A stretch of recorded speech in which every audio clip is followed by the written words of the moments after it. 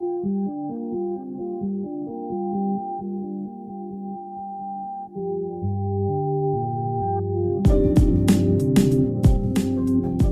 hear this all the time. There are so many updates and tons of community work happening. It's hard to keep up. How do I follow it all? Here is your answer. Listen to the Gutenberg Changelog.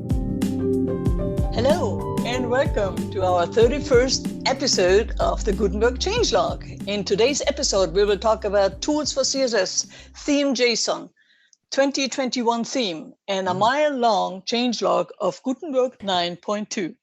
Settle in. My name is Birgit Polly-Hart, curator of the Gutenberg Times, and I'm here with my co-host, Mark Urain, designer at Automatic and core contributor to WordPress.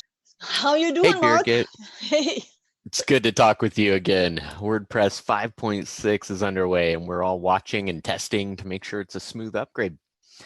I myself have been deep in widget screen feedback, aggregating all the feedback from the different channels, validating it, triaging it, and communicating it with devs and other people. And wow, a lot of good information coming in right now so that we can make sure we get this screen right. How have you been doing? Yeah. Well, I'm doing well. The weather's got a bit cooler, but that's a joke in Florida. But my running gets better again because now I have more air. But I had to wait a week for our show. Yeah, and I used the time well, though, testing a widget screen last week. So some of the feedback comes from me. Yes, it does. It's all good, too.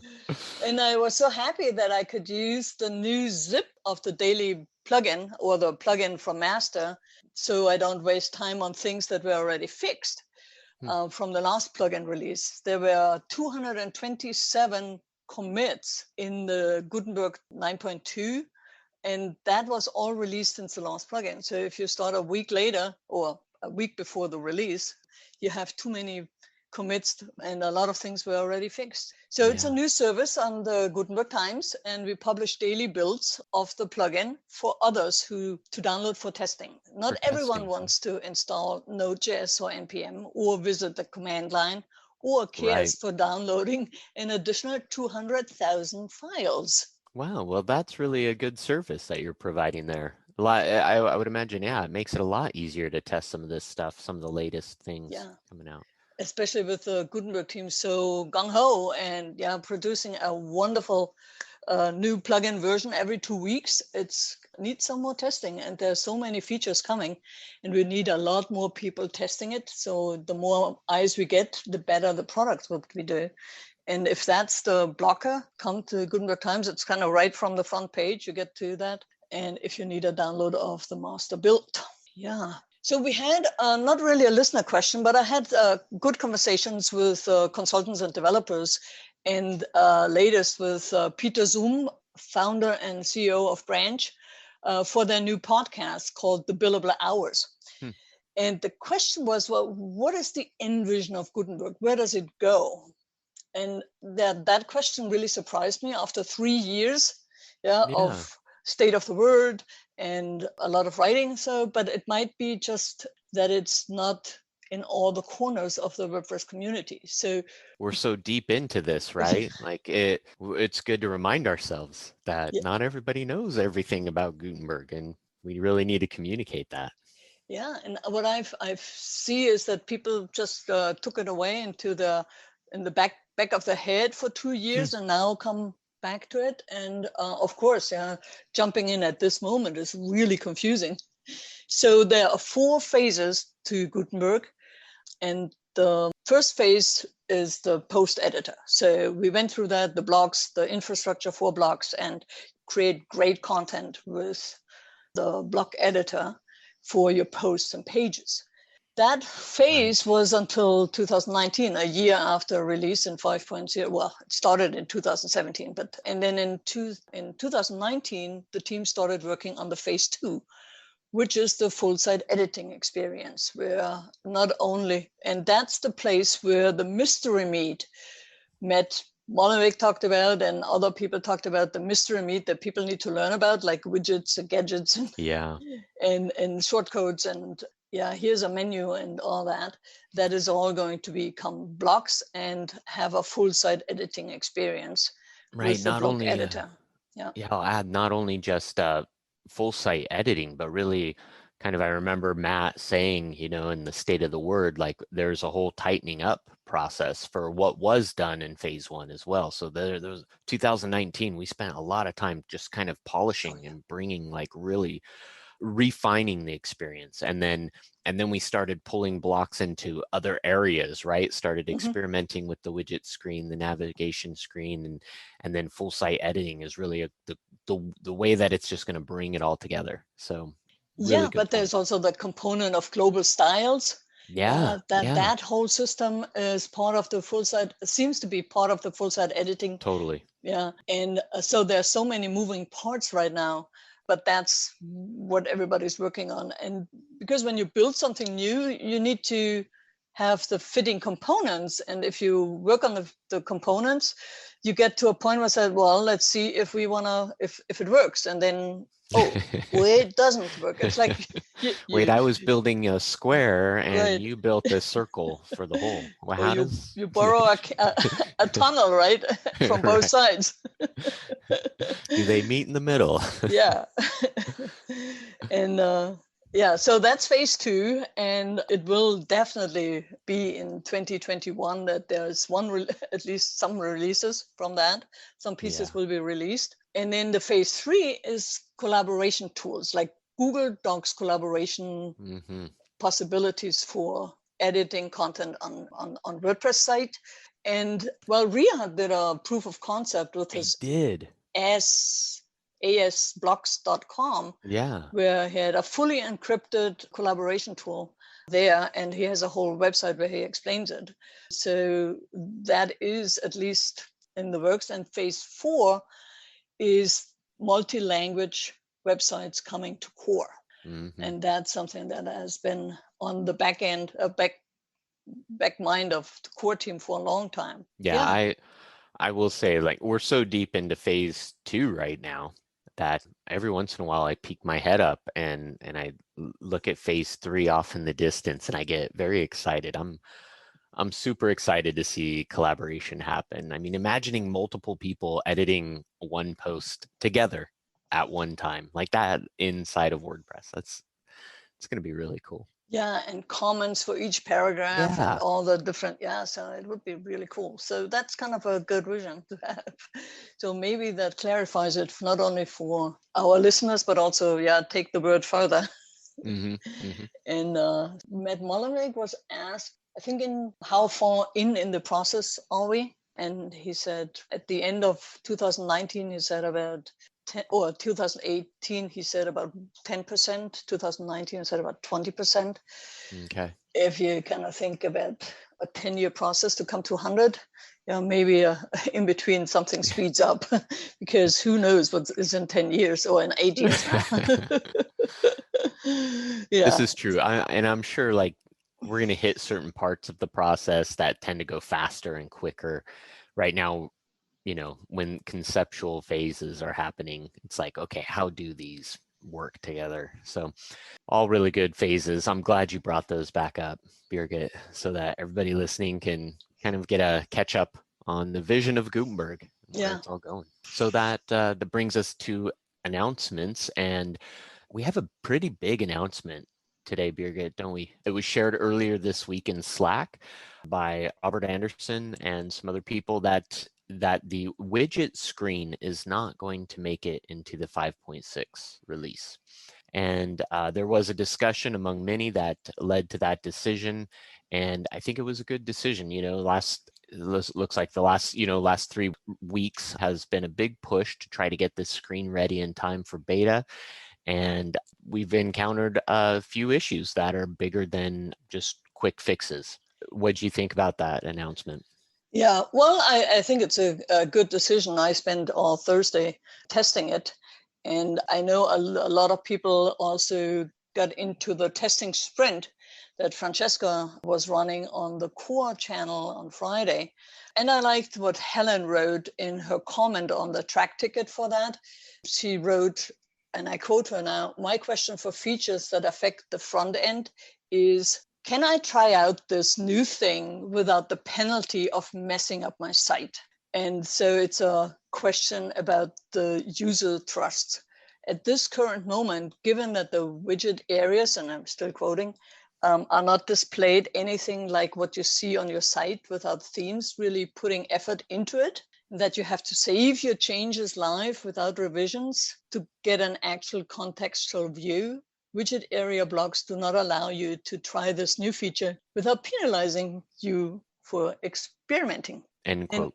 End quote, yes. So, and I like that kind of do a user-centric view on this. And when you force a user to change, it's a lot of work for the user. So at the end of it, there needs to be something that is not incrementally better, but so much better than before. And I don't think that the widget screen is there yet. Yeah, I think to add to that, one of the things that I know Matthias has brought up before is that, are we doing enough to show what can be done now with blocks in the widgets areas? Like, that's a really big deal. Like, a lot of these, you can now put blocks and other things into these widget areas that you weren't able to before. And to kind of provide examples of that to people out there so that they can kind of see, oh yeah, I can use these blocks and make different things. Even you, Birgit, have mentioned like having patterns that can really lay out the blocks specifically to a widget area. You know, it would be very beneficial, and we haven't really communicated that as well as we should have probably. Yeah, that's definitely one thing, but it's yeah, we talked Definitely about it one thing. before. It's yeah, we talked about it before. It's kind of seeing the forest for the trees, or not Yeah. seeing it, because when you change something at the user interface changes, first you are kind of focused on, well, how do I learn these things and how does it actually work before you can add more creativity to it and said, oh, if I can do that, can I do that? And I always like that when that happens with users. But so Ari, I think it was Ari, had a few things. So drag and drop from the inserter does not work. And that's definitely a learned feature from Behavior. the old widget screen. And then Correct. expecting a fixed sidebar, Mm-hmm. the sidebar that where the blocks are in. Right now that kind of goes away when you added a block and then you have to click on it again. So these are the smaller things that can certainly happen, but and then not supporting JavaScript powered widgets. What is still missing for the experience? So it's a good decision, and I'm glad that there were voices there. But I also am so happy that there was a 3-week push to make sure that we are actually not gonna that is actually not gonna get in. It might have gotten in, yeah, or we get it further than but you never know how long things last or how long things take when you create something new. So having a focused team working on it definitely brought out all the things that are not happening. So it's a good thing. Yeah, we really wanted to, everybody involved really wanted to see this get in. We were really pushing for it, really trying.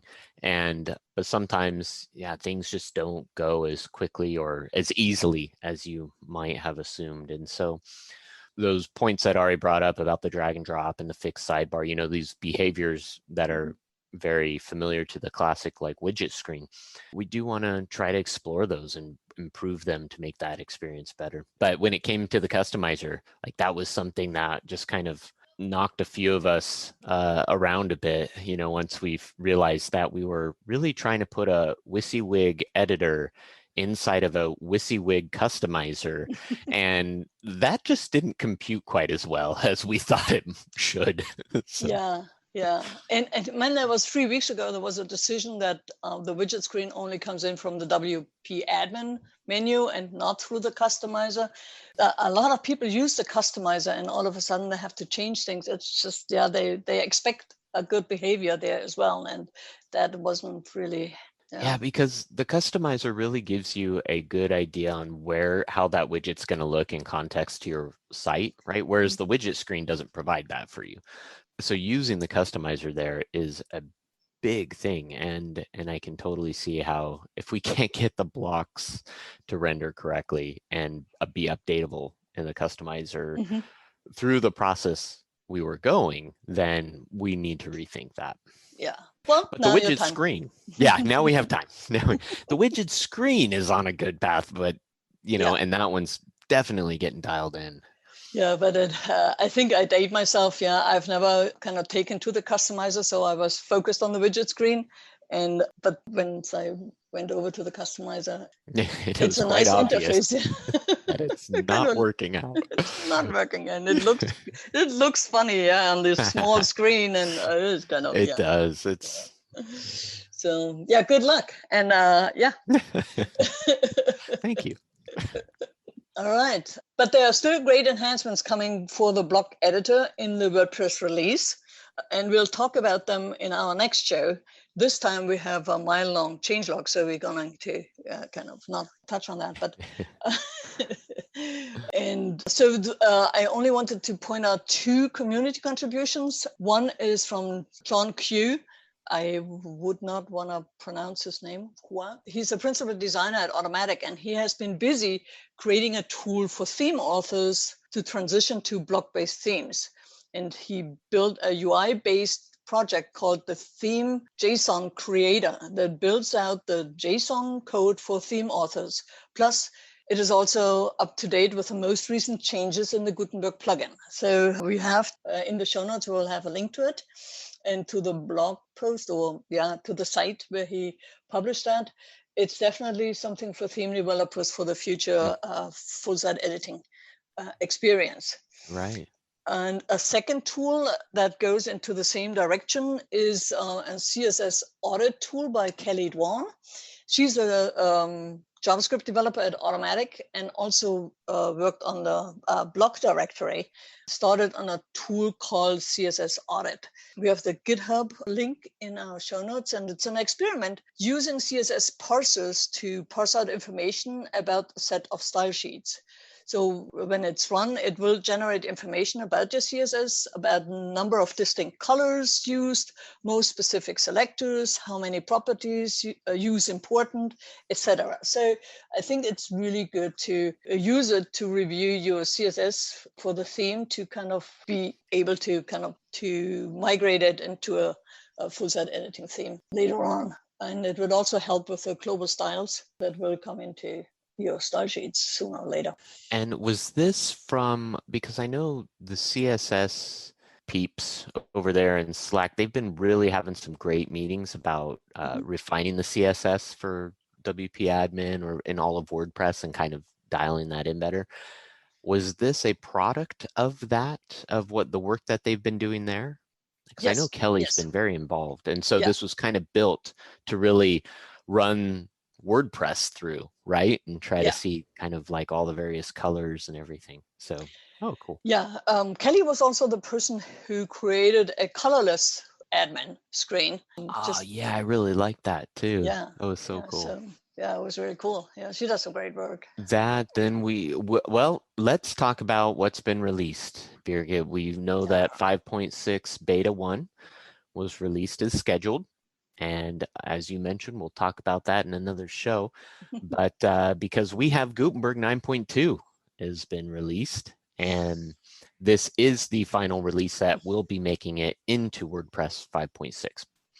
So we counted 227 changelog items. Oh my goodness. Just stop and think about that for a second. Oh, and we're gonna make our way through them. Maybe not all 227 in this episode, but we will touch on the highlights that we liked. Yeah, of course. So out of those 227 changelog items, 3 of them were new features. The first one is adding video tracks functionality. This was an interesting one I saw, and I even partook in some of the early designs for it. But trying to be able to upload and see which tracks you have uploaded for your videos. See the second subtitles, subtitle. Yeah, there you go. Thank you. Feature number 2 was about transforming multiple selected blocks to a columns block. So there's always been kind of like you can select multiple blocks and group them, right? But now you can select multiple blocks and drop them into a columns block, which is kind of cool. On the release article or post, the Jiffy or the animated GIF shows how to put 3 image blocks into columns.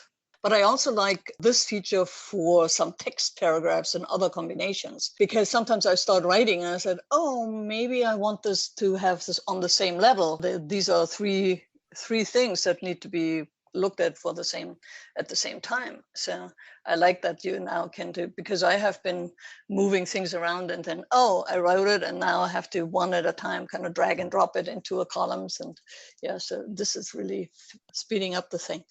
I know the workflow. dragging and dropping through columns and stuff. Yeah, that was very tedious, right? But now it's like, quick, here's your drop down, make it happen. The other feature released was that the cover block now introduces repeated background options. So tiling the background image rather than just having it fill the background with one image, right? Yeah, it's like background patterns that we had in the early days of non-algorithm internet of Remember 90s. That? Yes. Yeah, and I'm longing to get MySpace back. Right? Yeah, it's really cool to see it, to mess around with it. I like this feature. You turn it off and turn it on with a quick toggle and see the background patterns. And there are so many background patterns that you want to kind of use. Yeah, and this brings us to the enhancements. We had 24 enhancements in this 9.2 release. 13 alone were for the widget screen. So that was... We really tried hard. They really tried hard to get this over the finish line. So regarding blocks enhancements, there's a single column functionality now for the columns block, meaning you can have a columns block with one column to offset some of the design choices that you're going to make. This is so good, so important, I think. So many times I want to make that happen, because the way the paragraph block kind of works within the columns block, you're able to blow it out of the set width of that the theme provides, right? So if otherwise you couldn't make the paragraph bust out of that fixed width of the theme. So this is a way to do that. And then another changes in a gallery block. The image caption is now used as a fallback for the alt text.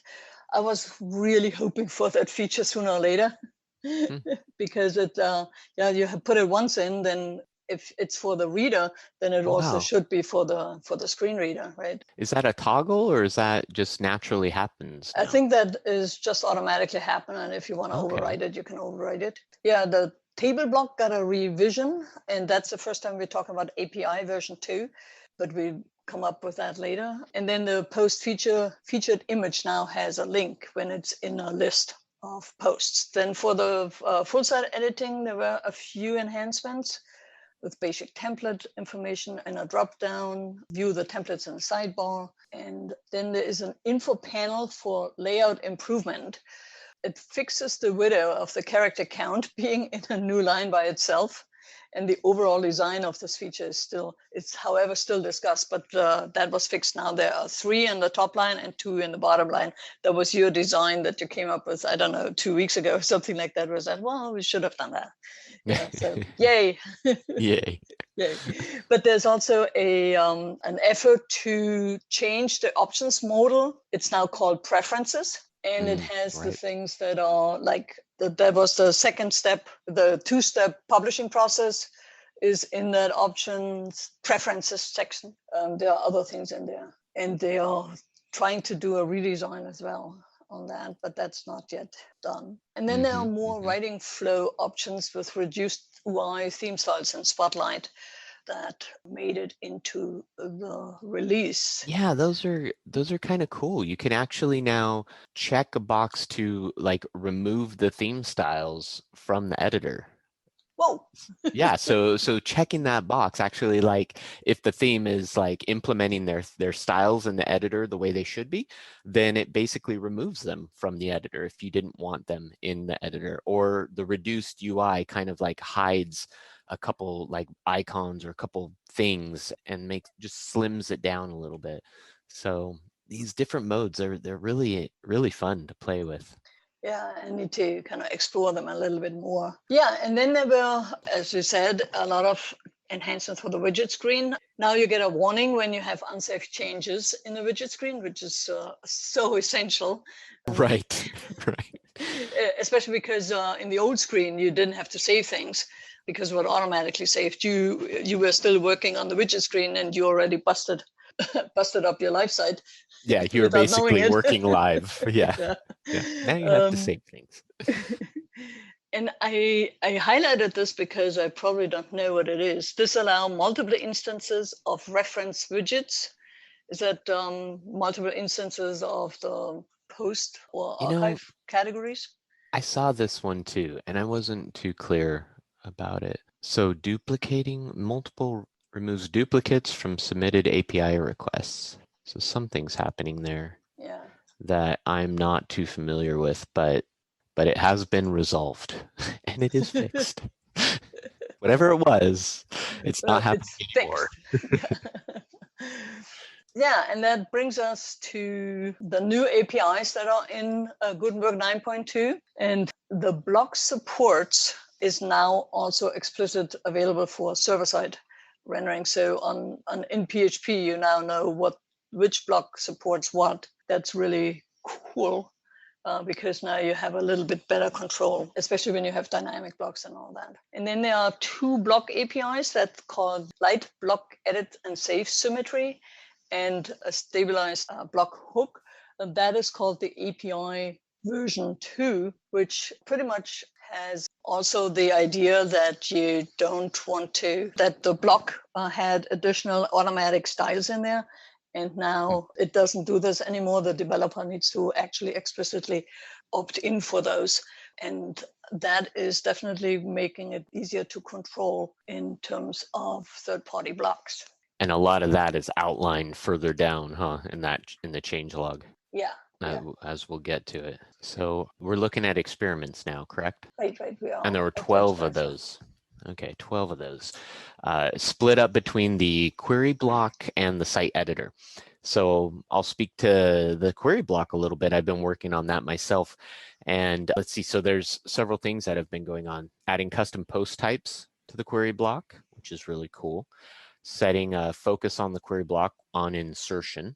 So the problem there was that when you throw in a query block into your post or page, it was setting the focus on the first block, the first inner block within the query block. So if that was like your post title, that's where the focus went, not on the block, the query block itself. So that was changed to reflect. Oh, I see. Yeah, so you wouldn't see the sidebar. Yeah. Yeah, to keep the focus on the query block, because that's really what you kind of added to the page. So let's see, there's adding a loading message to the query block when it's grabbing the results. And for those of you listeners who aren't like quite following the query block, because it is kind of a technical term, it's the block that basically renders a list of feed items. So like if you have a latest post block or something, like this is kind of what that does, except on a grander scale and really using the WordPress API for the WP query, similar to that sort of thing. And there's a lot of work going into it right now. Like we are working on redesigning the initial placeholder and kind of the steps involved in creating the query. So for you theme builders out there, this is going to be really essential kind of for you to get through and create your own query on your template pages and things like this for your users. Yeah, I think the idea is then for the theme developers to more use it rather than the end user. Exactly. Thank you, Birgit. Okay. Yeah. This is not necessarily a end user block for use, but there will be block variations of it. So I mentioned before, like the latest post block. So an end user will see that hopefully and desire to use that on their page rather than having to go through, add the query block and edit their query themselves. Like that block is already set up to provide you with the latest posts, and you can make a few settings. Yeah, and a custom post type would be a set of book reviews or a set of an event. Or a set of events. Or locations or something like that. So the developer, either the plugin developer or the theme developers, can actually then create the blocks or the block patterns with that for the end users to pull into a page or into the full site editing. That's right. Yeah. And then we have a lot of experiments done with the site editor, many of which touch on something that is kind of being called the navigation panel, which for those of you who haven't seen this already, it kind of blew my mind when I saw it. I was taken aback, like, whoa, when did this get in? I wasn't quite paying attention of it. But when you're in the site editor in the Gutenberg plugin and you click on the W in the upper left-hand corner, it slides open like a new sort of menu screen where the user or the site builder, whoever's kind of creating the site, is going to be able to jump around through templates, through pages, essentially. All these things are going to be in here in a way and structured in a way that's going to provide you a way to navigate through your site as you're building it without having to leave the site editor and return to the WP admin screens. So it's very beneficial to help make the flow of building more efficient for you. Yeah, definitely. And it brings together the whole experience now, where the things that you have in your head, what you might want to see, will be in the left navigation bar pretty much, as you are actually accustomed to with the WP admin. It's just a layer on top of it. Yeah, good point. And then, Birgit, we had 62 bug fixes in this release. Like, I would 62 bug fixes just tells me that Gutenberg was broken. And it wasn't. It works very well. It wasn't, right? It's beautiful, but somehow people found 62 bugs and they all got fixed here. So they found more. There are 25. Oh, okay. Shh. Don't need to say all that. These are only the fixed ones. That's true. That's true. Oh, now I'm sweating. Okay. So running through these, there's a few that we highlighted. One of the fixes was to keep the insert from URL entered value on the image placeholder. So this kind of surfaces it visually. Yeah. Let's see, the widget screen, adding a browse all option to the inserter. Is that a bug? I'm going to challenge that one. Or was that more of a enhancement? Well, if you kind of think of the inserter experience that you have in your page. Right, in the post editor, right? And the post editor includes it. And you have the inserter, the same plus, and on the black background for the sibling inserter, it's called. You expect things that it works to like the other one. Yeah. I would agree. Okay, maybe I'll call it a bug. So then there was the post schedule label showing the wrong time if the site and user time zones did not match. So that's been remedied. That's nice. Okay. Little time zone. Speaking of time zones, everybody be ready, because in North America or next week, when is the time change? Saturday. Anyways, pay attention in all this, because this is when the world goes to havoc. When you're trying to organize meetings. Anyway, that was a tangent. Okay. Well, on a global scale, when you're trying to organize on a global scale, there are 2 weeks in open source WordPress where nobody is in their right meeting. Everybody is showing up to the wrong meeting at the wrong time. This happens right about now, everybody. So I had a pickup meeting. Yeah. Another bug fix included the cover block, improving the overlay opacity handling, which is nice. Yeah, threw me a little bit because I lost the overlay opacity on my. Oh, really? You saw this? And I had to set it again, but I didn't see it anymore because it only shows up when you select an image. So it was kind of really interesting. When you select the background color, then you get the opacity. So, and I didn't see it when it was up, because before it was right there. Yeah, it was a little bit hidden away. So, but yeah. There was fixing the drag and drop in the widget areas. So if you had a empty widget area in the widget screen and you were trying to drag a block or widget to that area, it wasn't working. That's been fixed. Hiding the parent selector in the widget area, which is nice because, if you roll over a block icon, that you get the little pop-up that appears for the parent block. Well, this was happening if you were in the widget or in a block in the widget area, that it would pop up and show you your next selection parent would be the widget area. But that widget area is not really a block, it's an area. So we wanted to hide that away. Right, right. And that actually only applies to the legacy widget.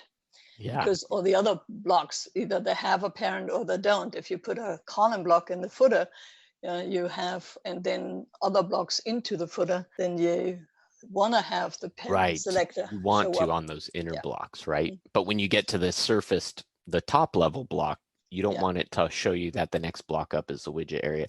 And for you listeners who are not following me while I'm explaining this, I'm using hand gestures to describe everything, but goodness. Okay. So then we have showing all widget areas on the widget screen. That was cool. Making sure that all the widget areas are visible, including the inactive widget area. Blocks, or a couple fixes on the blocks. The 9:16 aspect ratio styling, fixing gallery captions were not centered in the front end. It looks like there were quite a number on the widget screen as well, but one such as like adding save keyboard shortcut, Yes. command save. Because you have to save things now for it to show up on the front end. So why not get the shortcut working too, right?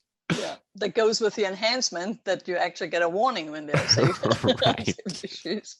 How good. How good that is. Then the 9:16 aspect ratio styling, that's for Yeah, the embed blocks. Okay, thank Yeah, you. so, I wasn't sure if that was video or embed. Okay. Yeah. And then the gallery caption. Well, as a side note, if you need more alignment for the controls of the caption, Editor's Kit provides you with them. It So I does, really yeah. like it that you can have a caption that's multi-line to actually make it left aligned, because I like that too. Yeah.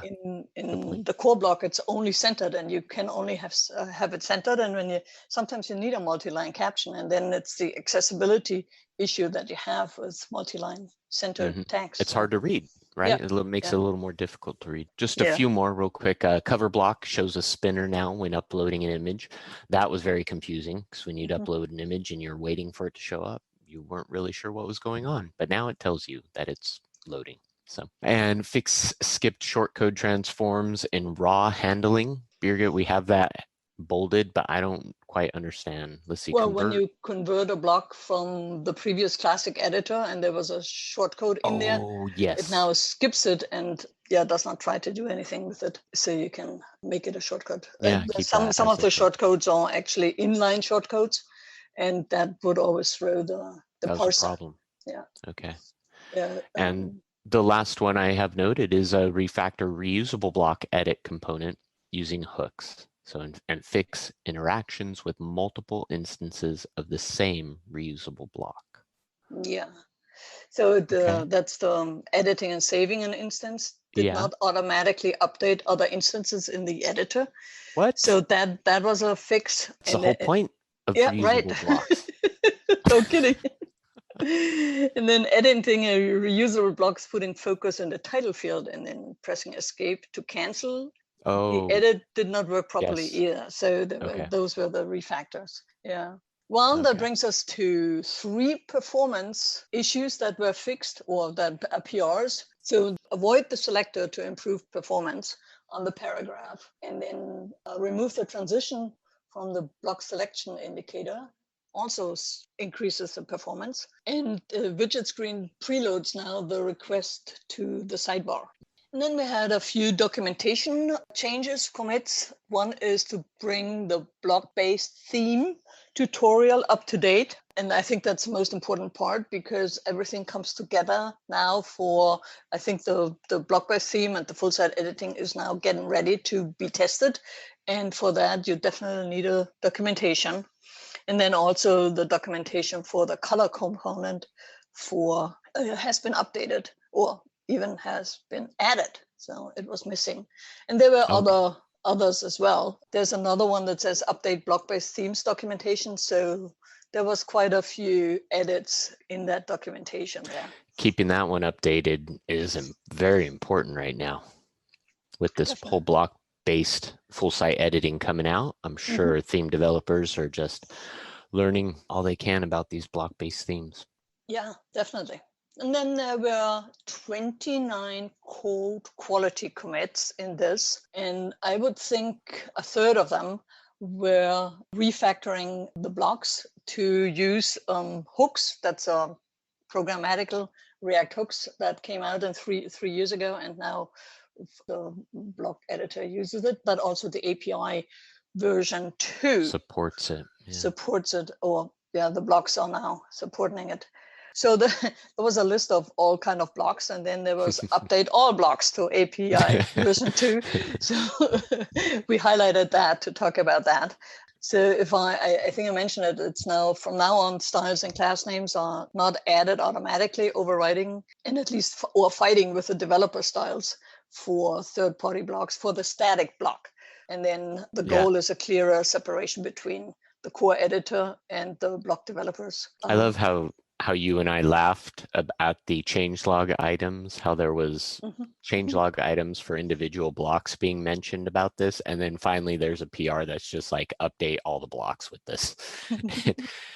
And I thought to myself, who goes through the changelog other than you and I, and then starts laughing at some of these PRs and how they're being listed here? Like, we're geeking out on the changelog, basically. I love it. Yeah. I like it when you talk dirty.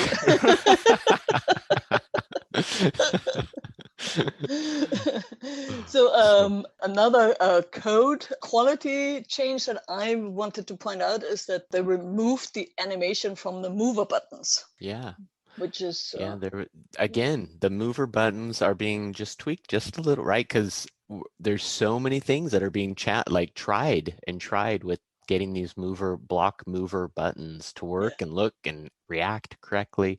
The latest edition was adding some animation to them to help. Well, that's been removed. So yeah. And everybody listening, we're getting towards the end. Hang in there. There's about one security improvement PR that made it in, about the post CSS plugins preset saying update vulnerable dependency. So there's that in. A breaking change was included, add separate widgets endpoint. So for those of you looking at the widgets API and the endpoints, like, there's a breaking change there. And there were 69 various, or kitchen drawer sort of PRs that we really couldn't find where to put them. So they put them into a various section, and I'll briefly run through a few. One is to allow transform to columns from a single block, right? Which again is, we talked about creating multiple blocks and bringing them into a columns block. Well, you can do that with a single block. You can do the reverse of it. Transform from a single block to columns, right? Right. Yeah. Okay. I wasn't clear. Thank you. Reusable block support for the widgets editor. That was a big one. Yeah.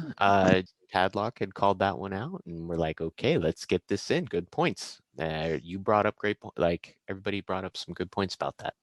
Let's see. Social links block had an update placeholder experience when first editing social links. So there's a bit of an update there. Headings block, add wide and full width options. Yay. Finally, right? Right. Adding a color palette edit functionality to global styles. That's wonderful. So if you get a theme that allows global styles, you can actually edit the color palette. You get a sidebar where you can edit that. Yeah. And a few more here. Displaying before widget and after widget when rendering WP widget block.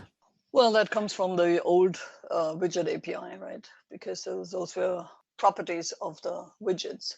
So it didn't render it before. Yeah. Now it is, though. Yeah. The gallery block, add labels to image, figure, and fig caption elements for accessibility. There's a good one. Hide the quick side inserter when the user is typing. So the quick side inserter.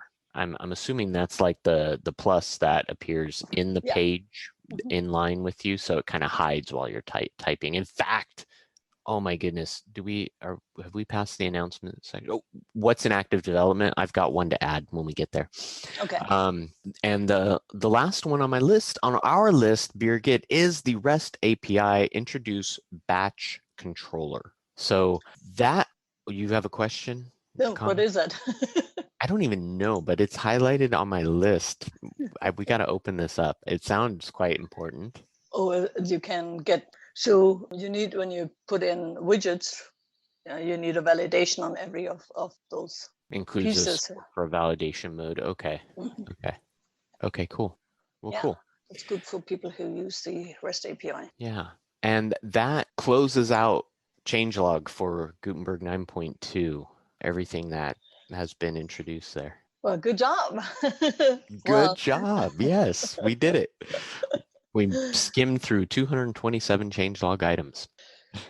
so what's in active development and discuss, and the list that's here, that's all very theme oriented. So the theme 21 is now available in the beta version.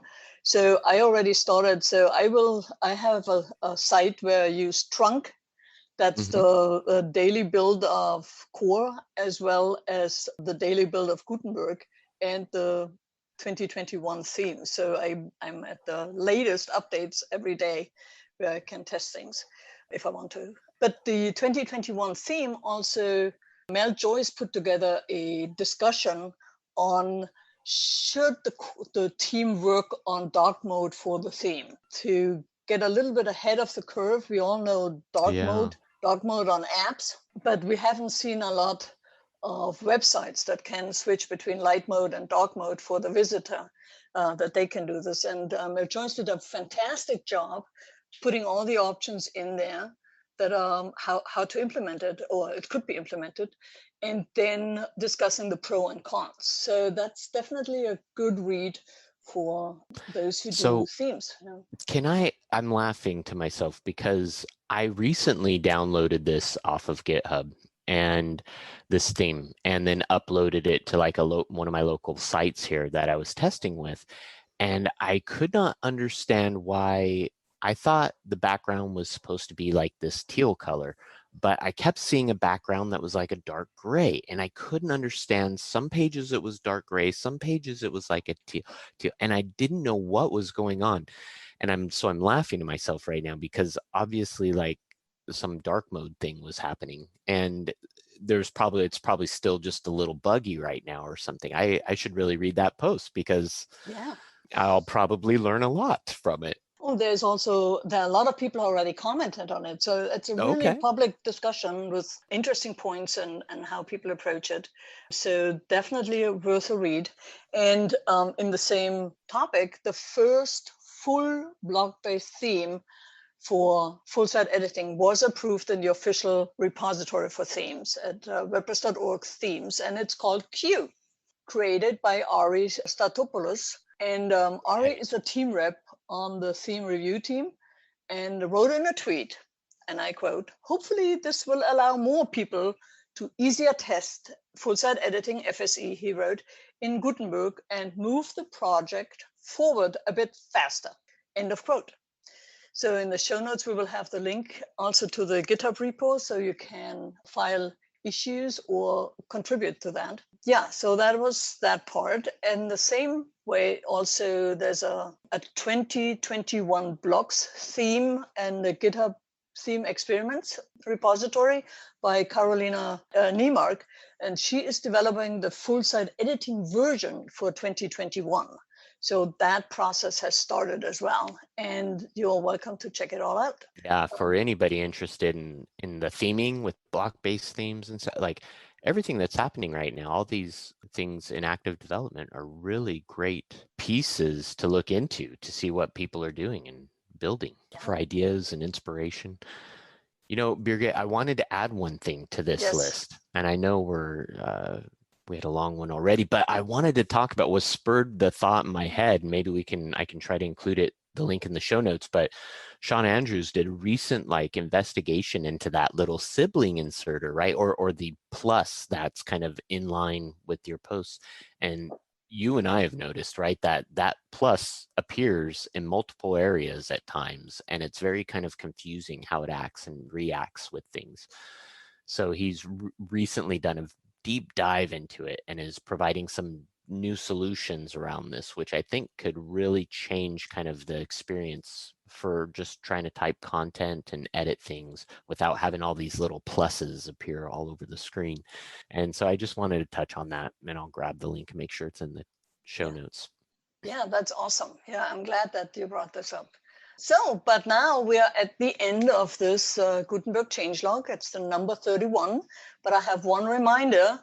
Just because it doesn't get into 5.6, the widget screen still needs your input and your testing. So I will have in the show notes again the call for testing of the widget screen that Anne McCarthy posted several weeks ago, but it's still accurate. And so, as always, our show notes will be published on gutenbergtimes.com/podcast. This is episode 31. And if you have questions or suggestions or news you want to include, send them to changelog@gutenbergtimes.com. That's changelog@gutenbergtimes.com. We love email from you, dear listeners. Thank you all so much for listening. Goodbye until the next time. Yes, thank you, everybody. And Birgit, it was a wonderful time with you, and I hope you have a great evening. Oh, I hope for you the same, and see you in 2 weeks. All righty. Bye-bye, everyone. Bye.